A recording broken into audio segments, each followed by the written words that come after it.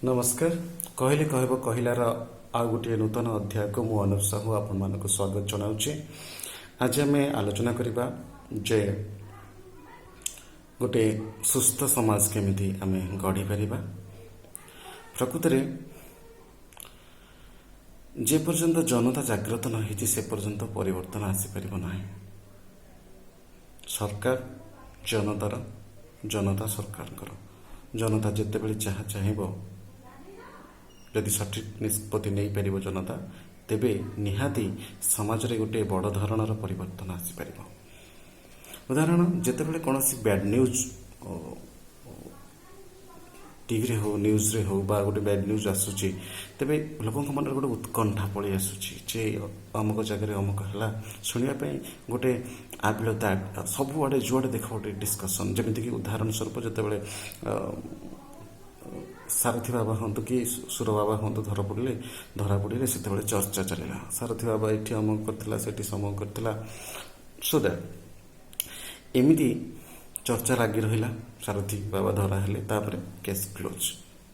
ତ ଭାବନ୍ତୁ ତ, ଏ ସାରଥୀ ସୁର ବାବାଙ୍କ ପରି ଭଣ୍ଡ ଆମ ସମାଜରେ ଆଉ କେହି ନାହାନ୍ତି। ଏମିତି ବି ଲୋକ ବହୁତ ଅଛନ୍ତି ଯେଉଁମାନେ ଭଦ୍ର ବେଶରେ ଆମ ସମାଜକୁ ଲୁଟି ଚାଲୁଛନ୍ତି, ସରକାରୀ ଧନ ଲୁଟି ଚାଲୁଛନ୍ତି।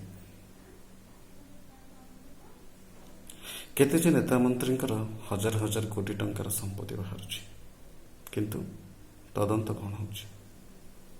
ସଠିକ୍ ତଦନ୍ତ ହେଇପାରୁଛି? ହେଇପାରୁନି। ଜନସାଧାରଣ ବିରୋଧ କରୁନାହାନ୍ତି। ବରଂ ନିଜ ଭିତରେ ଗୋଟେ ପ୍ରତିଦ୍ୱନ୍ଦ୍ୱୀ ଚାଲୁଛି। ମୁଁ ବିଜେଡି, ମୁଁ ବିଜେପି, ଆମ ବିଜେଡି ଦଳ ଭଲ, ଆମ ବିଜେପି ଦଳ ଭଲ, ଆମ ନବୀନ ପଟ୍ଟନାୟକ ଭଲ, ଆମ ମୋଦି ଭଲ। ଏମିତି ଗୋଟେ ଗୋଷ୍ଠୀ କନ୍ଦଳ ସୃଷ୍ଟି ହେଇଯାଉଛି। ମୁଁ ବିଜେପି ଦଳର, ମୁଁ ବିଜେଡି ଦଳର। କିନ୍ତୁ କେହି ଜଣେ କହୁଛନ୍ତି ନା, ମୁଁ ବିଜେପିର ନୁହଁ, ମୁଁ ବିଜେଡିର ନୁହଁ, ମୁଁ ଓଡ଼ିଶାର, ମୁଁ ଭାରତର। ମୋତେ ଏ ଓଡ଼ିଶା ଭୂମିକୁ, ଏ ଭାରତ ଭୂମିକୁ ବଞ୍ଚେଇବାର ଅଛି। ଆର ଉତ୍ତରୋତ୍ତର ଉନ୍ନତି କରିବା ପାଇଁ ମୋତେ ଚେଷ୍ଟା କରିବାର ଅଛି।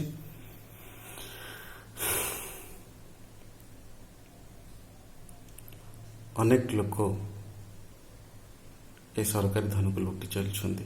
ହଜାର ହଜାର କୋଟି ଟଙ୍କାର, କେତେ ଶହ କେତେ ହଜାର କୋଟି ଟଙ୍କାର ମାଲିକ ହୋଇଯାଇଛନ୍ତି। କିନ୍ତୁ ଓଡ଼ିଶା ଆଜି ଯୋଉ ଗରିବକୁ ସେଇ ଗରିବ। ହଁ, ଏକଥା ଆମେ ମାନିପାରିବା ଯେ ଷ୍ଟାଣ୍ଡାର୍ଡ ଅଫ୍ ଲିଭିଂରେ ଚେଞ୍ଜ ଆସିଛି। ଲୋକମାନେ ଗାଡ଼ି ଚଲାଉଛନ୍ତି, ଟୁ ହ୍ୱିଲର, ସାଇକେଲ ବଦଳରେ ପ୍ରତି ଘରେ ଘରେ ଟୁ ହ୍ୱିଲର, ପ୍ରତ୍ୟେକ ଘରେ ଆଣ୍ଡ୍ରଏଡ୍ ଫୋନ୍, ଟିଭି, କେବୁଲ। କିନ୍ତୁ ପଡ଼ୋଶୀ ଦେଶ, ପଡ଼ୋଶୀ ରାଜ୍ୟ ତୁଳନାରେ ଯଦି ଓଡ଼ିଶାର ଉନ୍ନତି କଥା ତୁଳନା କରାଯାଏ, ଓଡ଼ିଶା ଯେତିକି ଉନ୍ନତି କରିବା କଥା ସେତିକି ଉନ୍ନତି କରିନାହିଁ। ଓଡ଼ିଶାରେ ଶିଳ୍ପ କାହିଁ? ଓଡ଼ିଶାର ଲୋକମାନେ ଏବେ ବି ସୁଦ୍ଧା ଦାଦନ ଖଟିବାକୁ ବାହାରକୁ ଯାଉଛନ୍ତି। ଓଡ଼ିଶା ହଉ ବା ଭାରତ ହଉ ଆମଦାନୀ କରୁଛି, ରପ୍ତାନି କାହିଁ? ଅଧିକରୁ ଅଧିକ ଯଦି ଆମେ ଶିଳ୍ପ ନ ବଢ଼େଇବା, ଯଦି ରପ୍ତାନିକୁ ବା ପ୍ରଡକ୍ସନକୁ ନ ବଢ଼େଇବା, ଫରେନରୁ ଜିନିଷ ଯେତିକି କିଣୁଛେ ସେତିକି ଜିନିଷ ଯଦି ଆମେ ତାଙ୍କୁ ନ ଦେବା, ତ ଆମର ଆର୍ଥିକ ସମ୍ବଳ ଆସିବ କେଉଁଠୁ? ଏ ଦିଗରେ କୌଣସି ପଦକ୍ଷେପ ନିଆଯାଉନି, ବା ଯଦି ବି ନିଆଯାଉଛି ତାହା ପୁରା ସମ୍ପୂର୍ଣ୍ଣ ମନ୍ଥର ଗତିରେ ଚାଲୁଛି। ଆଜି ବି ସୁଦ୍ଧା ହଜାର ହଜାର ପିଲା ପାଠ ପଢ଼ିକି ବେକାର ହେଇକି ଗାଁରେ ଗଣ୍ଡାରେ ଧରିକି ମୋବାଇଲ ଚଲାଉଛନ୍ତି, ୟୁଟ୍ୟୁବ, ଫେସବୁକ୍। ବାସ୍, ଆମେ ସେଇମାନଙ୍କୁ ଆମ ସମାଜର ଭାର ଦାୟିତ୍ୱ ଦେଇ ଦେଉଛେ ଯେଉଁମାନେ ଆମକୁ ଲୁଟୁଛନ୍ତି।